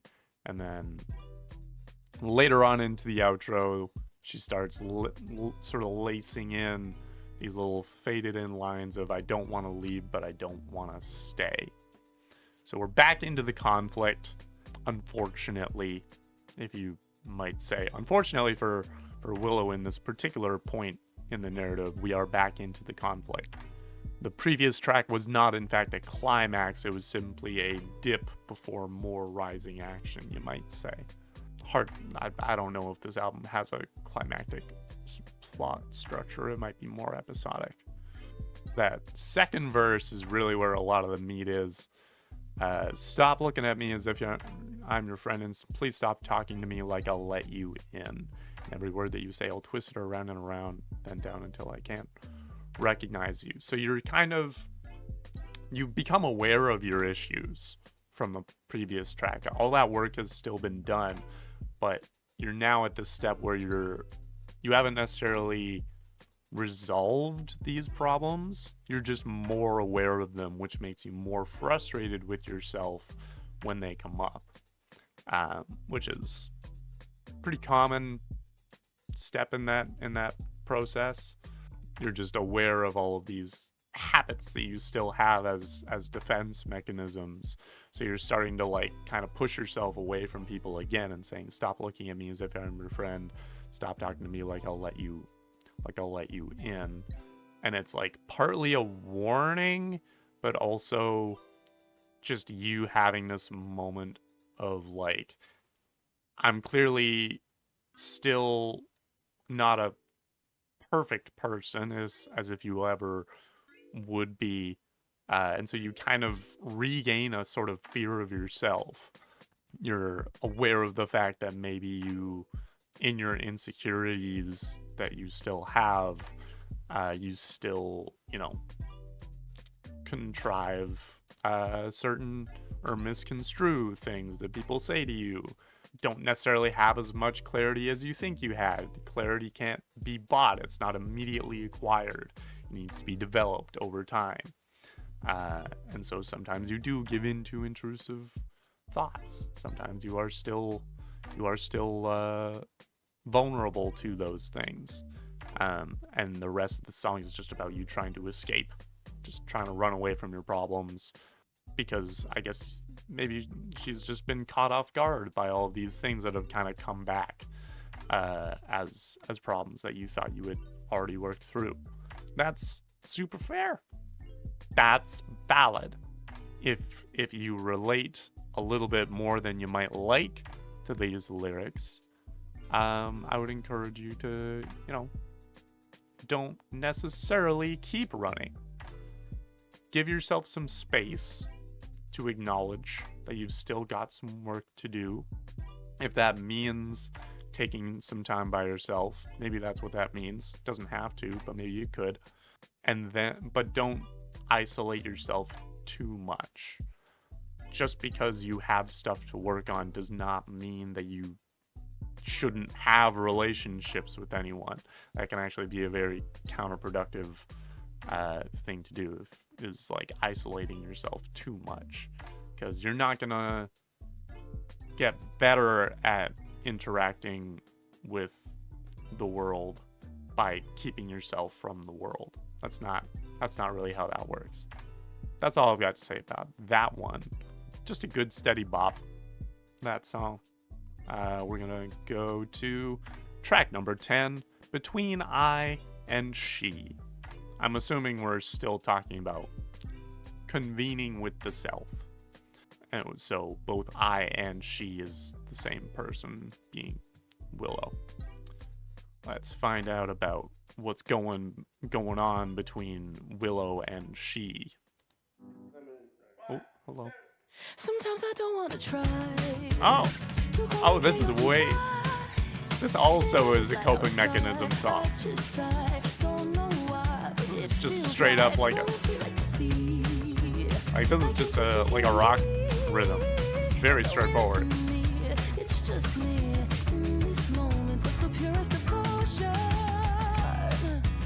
Nice.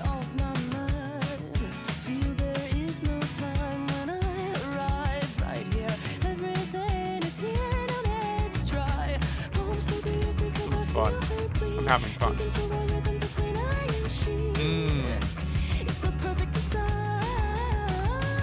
Ooh. Okay. All right. There's that. Okay. There's that jazzy bridge.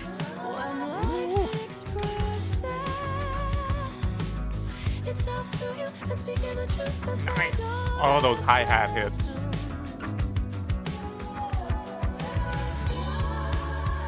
Ooh.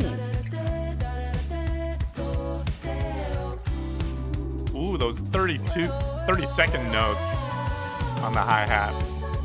Oh!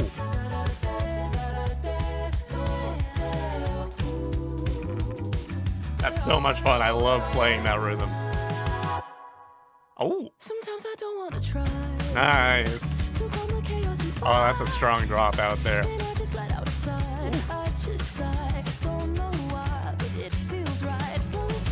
Oh. Oh, we're going. Oh, we're jamming. Oh.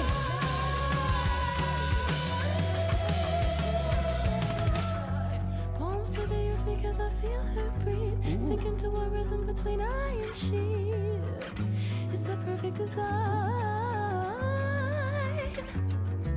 Okay. With the guitar there. Oh. Fading in the drums while you fade everything back out is an interesting choice. Oh boy.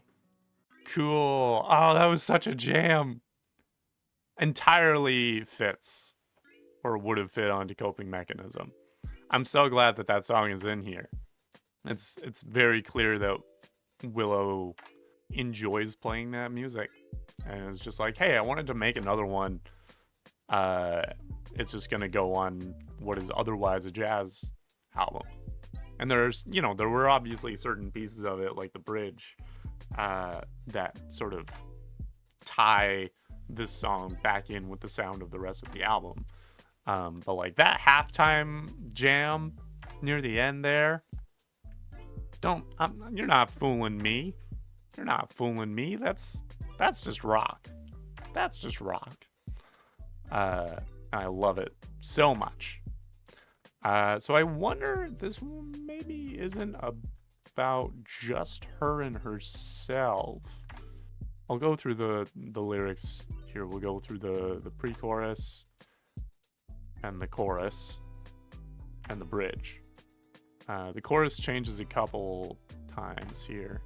So pre-chorus, sometimes I don't want to try to calm the chaos inside, and I just let out a sigh. I just sigh. Don't know why, but it feels right, flowing free like the sea. I can just sit here and be, and only listen to me. It's just me in this moment of the purest devotion. Shutting off my mind is the chorus. Feel there is no time. When I arrive right here, everything is here, no need to try. Palms to the earth because I feel her breathe. Sinking to a rhythm between I and she. It's perfect design. And then bridges, don't ask questions when life's expressing itself through you and speaking the truth. I said don't ask questions, don't ask why. So it sounds like the she in this song is the world, the earth, Mother Earth, you might say. And just letting herself have this moment of peace between herself and the world, which it doesn't really feel like she's gotten to have for most of this album. It's been very much like finding peace with herself in this sort of isolated space before she convenes with the rest of the world. And as we saw in Run, there was still some tension, some conflict there between her and the rest of the world after doing all this internal work.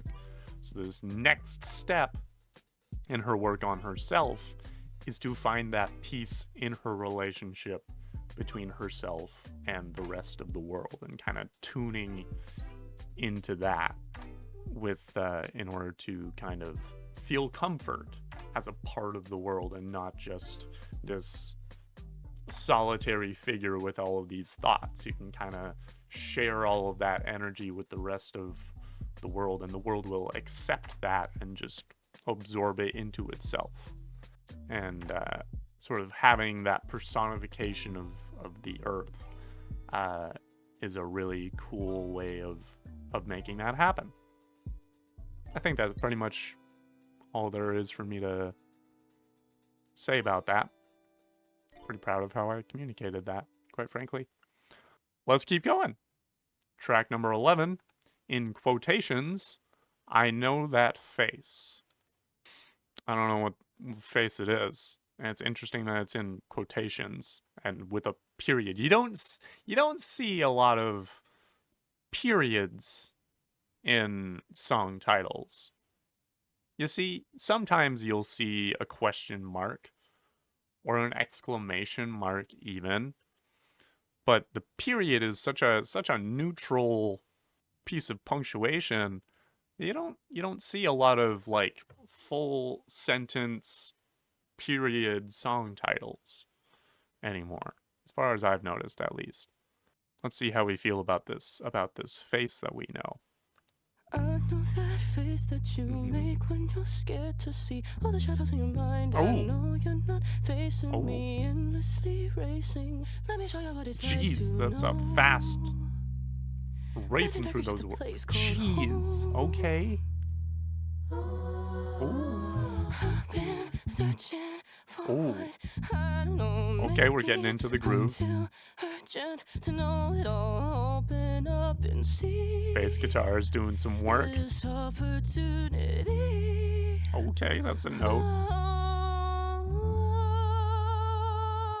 I know that face that you make when you're scared to see all the shadows in your mind. I know you're jeez. Okay, we got some weird timing here. What the hell are you doing here? Jeez. Okay, those are chords. Oh.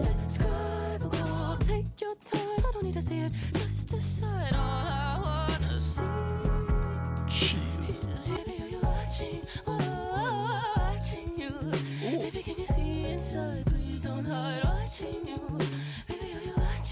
Nice.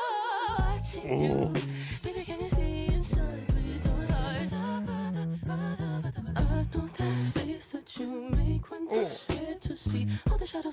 We're back in the pocket.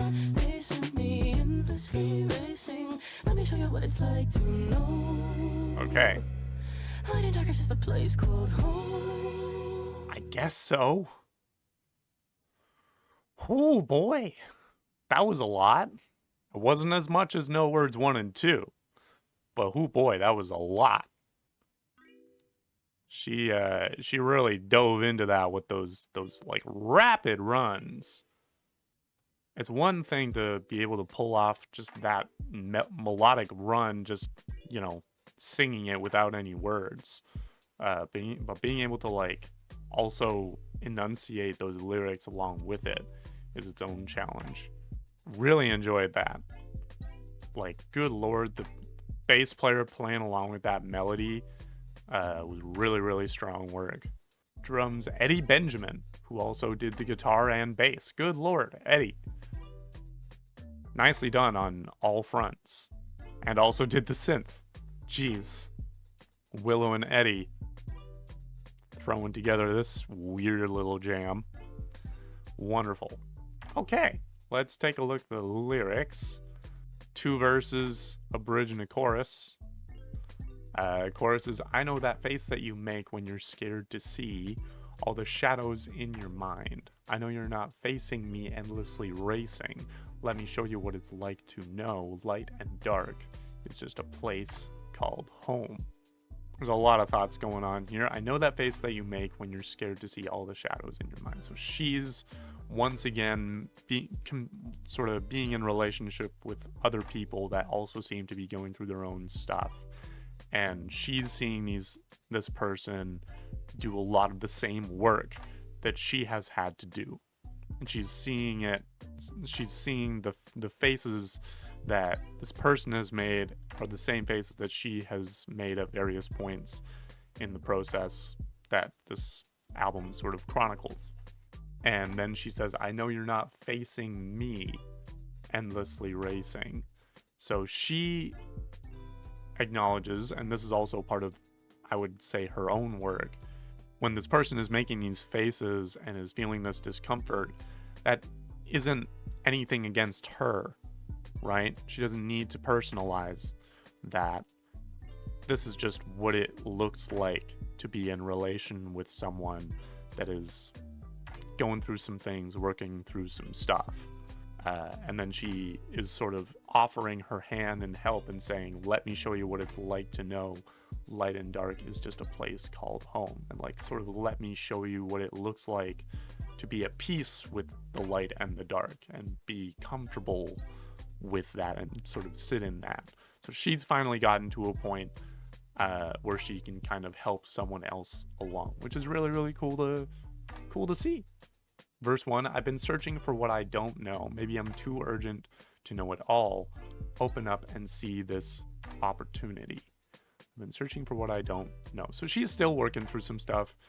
Too urgent to know it all, which maybe there's a little bit of hesitance of like, maybe like, should I really be helping someone else when I haven't worked through my own shit, which is a normal thing, but also no one's going to have their shit entirely together. Doesn't mean you shouldn't be trying to help someone else with stuff that you're familiar with. As long as you're aware of the fact that you've still got stuff to learn, doesn't mean you can't help someone else learn the same things. Yeah, it's about opening up and seeing the opportunity. The opportunity is there to help someone. You gotta, like, let yourself know that you don't know it all, but also open up to yourself and know that you know some things. You've learned some things that you can pass on to someone else.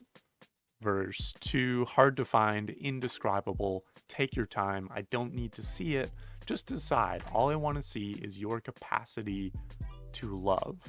So she's taking a lot of lessons that I'm assuming she's saying that to this other person and also to herself, is all I want to see is your capacity to love. It doesn't, maybe it's a little messy, maybe you make some mistakes. It's hard to find that happy medium or that sweet spot of where you need to act and how to act. Take your time. Pretty evergreen advice there. Take your time. I don't need to see it. Just decide. You don't need to show your work. Just make a choice and we can go from there. All I want to see is your capacity to love. Is a really, really strong landing point to get there.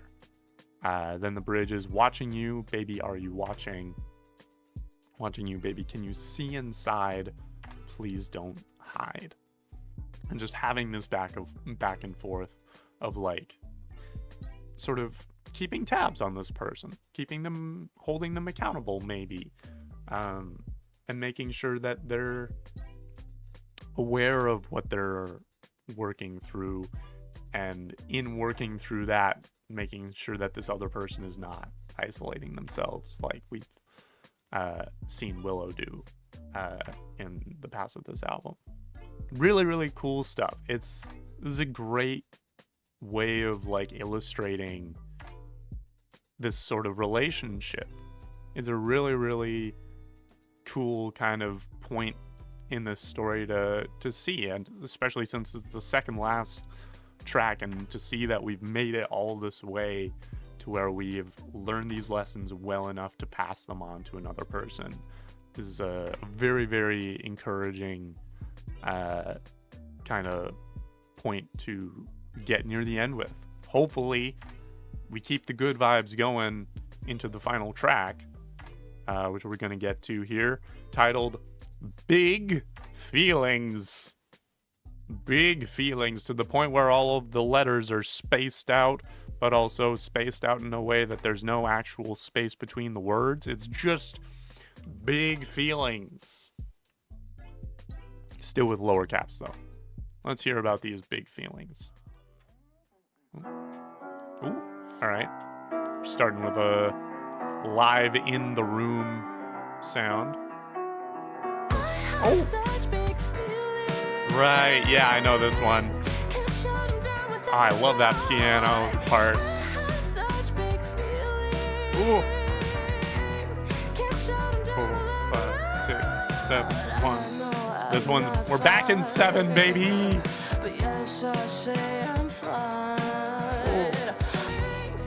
Oh my gosh, that piano is just going nuts.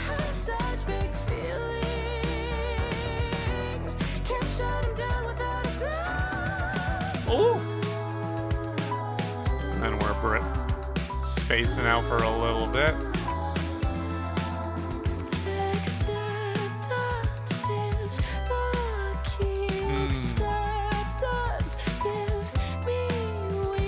Okay.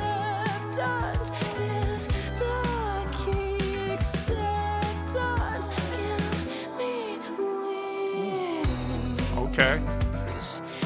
I also hear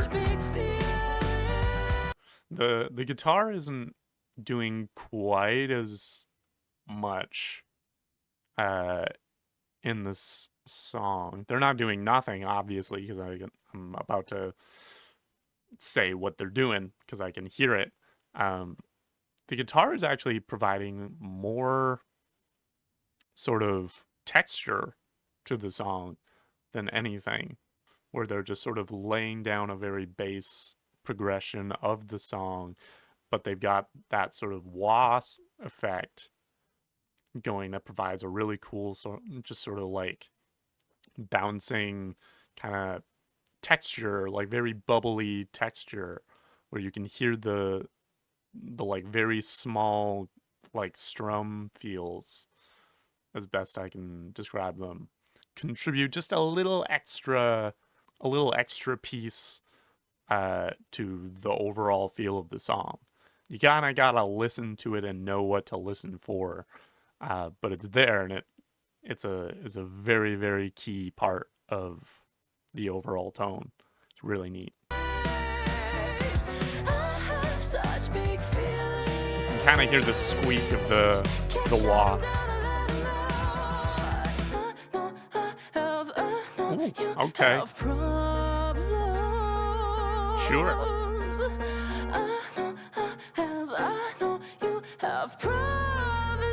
Ooh, tell me about it. Oh. Oh, that's so cool. Oh. Ooh. Different parts of the... Okay. Synthesizer. I didn't know you were in here. Okay. So cool. Ooh.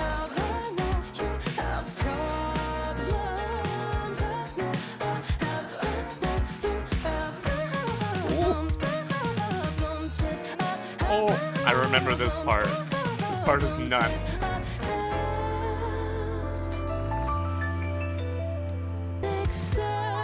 Okay, this part is an 8. 1, 2, 3, 4. 1, 2, 3, 4. 1, 2, 3, 4. 2, 3, 4, 5, 6, 7, 1. Oh, maybe this is back in 8, back in 4. 1, 2, 3, 4. 1, 2, 3, 4. 1. I don't know, man.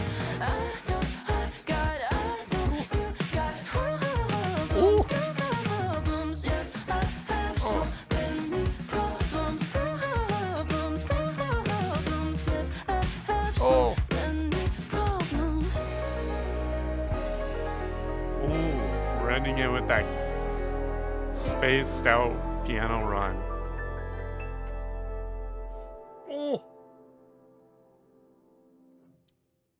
Yeah.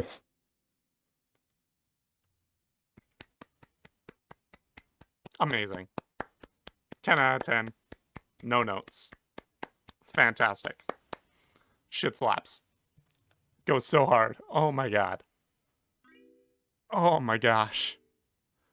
This is one of the best albums that's come out this year. Like, this is a high score to beat for any other albums that come out this year. And there are some big albums that are coming out this year. There's some big albums that are coming out in the next week or so, and one of which has already come out at time of recording. Good Lord. Willow does have a thing to say about this song, which is great. In a press statement, she said, "The piano part of this song is so dense and dissonant, but also darkly beautiful." Couldn't agree more. That's a perfect way of describing it. And that dissonance, I think, is maybe one of the reasons why she wanted this to be a jazz album.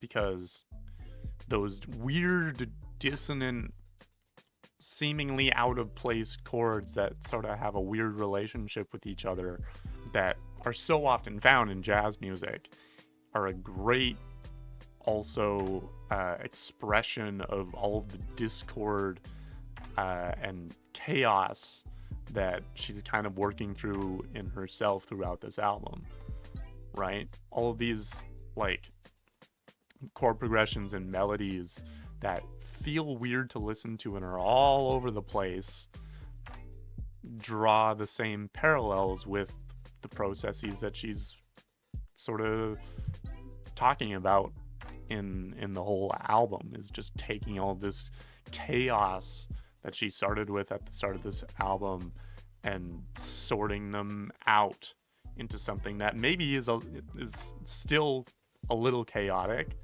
but is something that she can enjoy and appreciate in herself. It makes a lot of sense that the album sounds how it does. Anyway, to continue with this quote, I wrote big feelings during a week where I was coming to terms with my own emotional patterns that I hadn't known were there. Musically, it has a darkness and complexity that reflects what we all experience in our own minds. The song is about accepting those intense feelings that you have no idea what to do with, those big feelings. And she absolutely does a great job of that. Even like just within the structure of the song and some of the choices that they make in here of like sorting out those big feelings and letting them be what they are, but being able to put them in a place where you can understand them and kind of know what to do with them and how to treat them. The bridge of having that crazy like I know I have, having that be a very, very rapid and chaotic run, but then having the rhythm of it kind of come together in this really cool straightforward drum groove is very akin to that process of taking these complicated and chaotic feelings and not necessarily trying to change them, but frame them in a way that can make sense to you, in the same way that the rhythm of that bridge helps make sense of the complicated melodic choices that she's making. Take a look at these lyrics, and then we'll close this bad boy out. So the chorus is, I have such big feelings, can't shut them out. I have such big feelings, can't shut them down without a sound. I have such big feelings, can't shut them down or let them out. The verse is, I know I'm not fine, but yes, I say I'm fine, which is repeated again. There's a refrain, which is, acceptance is the key. Acceptance gives me wings. And I think that's kind of the final point that maybe she's trying to make with this track at the end of the album, is the key to dealing with all of these, emotional patterns and behaviors that she has identified with herself, is accepting them and allows her to move forward. That's what gives her wings and allows her to continue enjoying her life and having relationship with other people, which then leads into the bridge, which is, I know you have problems. You know I have big problems. And so now we're also able to have that acknowledgement in relationship of like, I got shit to deal with, you've got shit to deal with, and that's okay. Even in verse 2, you know I'm not fine, but yes, I say I'm fine. Like, you know that I've got shit that I'm working through, and I don't need to argue with whether that shit is there. But maybe today I feel fine. Despite having that shit, maybe I feel fine. The I'm fine doesn't have to be an objective, like, general statement. It can just be like, right now, I'm fine. I'm okay, right? And I think that's kind of really what we're looking at in here. Those are the big feelings. And that is Empathogen. Holy shit, what an album that was. Regardless of, how you feel about, pop punk music versus jazz music, everyone's got their sort of genre biases. This is probably either tied with Coping Mechanism for me, if not a little bit above it.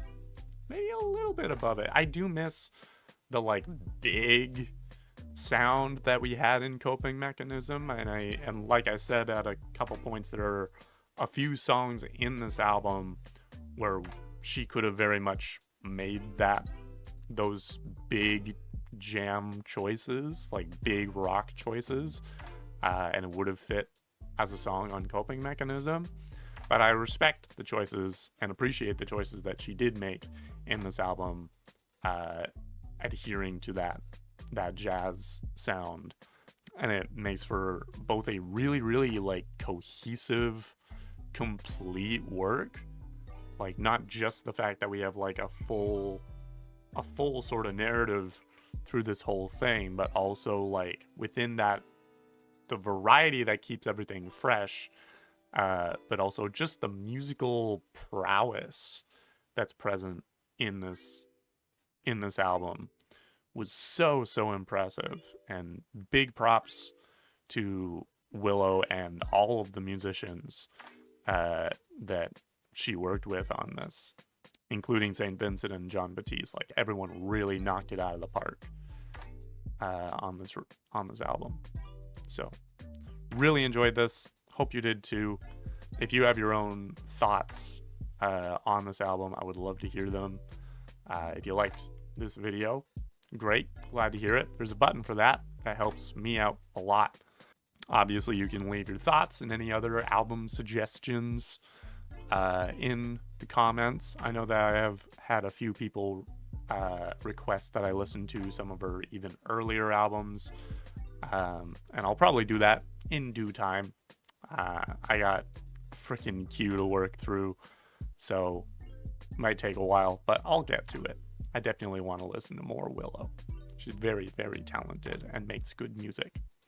If you haven't subscribed, welcome to the channel. If you're new here, I do these album reactions. I do a lot of gaming. I do a lot of stuff with my friends. Sometimes we do audio theater and things like that. If any of those things are your jam, I would love it if you subscribed. If you want to support the channel in a monetary fashion, I have a Fourth Wall page that you can find through the description, where you can either become a member, and that gives you access to certain exclusive content, gets you into our Discord server with me, where me and my friends hang out and throw memes around and things. You can also buy merch there if you want to do more of like a one-time donation to support the channel. Absolutely. If you're a member or if you make a one-time donation, your name is going to pop up in this part at this time in this video, at this part of the video. Thank you so much if you are one of those people. Really appreciate it.